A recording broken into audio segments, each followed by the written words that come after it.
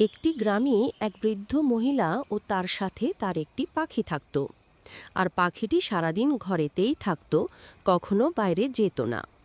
আর বৃদ্ধ মহিলা তাকে একটি কথা শিখিয়েছিল, ধন্যবাদ। কোনো বিপদে আশঙ্কা পেলেই সে ধন্যবাদ বলে চেঁচাত। একদিন বুড়ি গ্রামে কাজের জন্য যায় ও তার ঘর পুরো ফাঁকা থাকে। আর তারই সুযোগ নিয়ে একটি চোর তার ঘরে চুরি করার কথা ভেবে সে তার ঘরে প্রবেশ করে। চোর ঘরে ঢুকে আস্তে আস্তে এগোতে লাগে। খানিকক্ষণ ঘরে থাকার পর চোরটিকে পাখি দেখে নেয় ও ধন্যবাদ ধন্যবাদ বলে চেঁচাতে লাগে। পাখি প্রচুর জোরে চেঁচাতে লাগল, থামল না।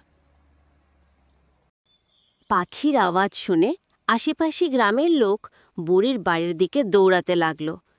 তারা দৌড়ে এসে বুড়ির বাড়ির দরজায় দাঁড়ালো ও চোরকে সবাই মিলে ধরল আর তাকে অপমান ও শাস্তি দিল। চোর আর সেই গ্রামে কখনো এলো না।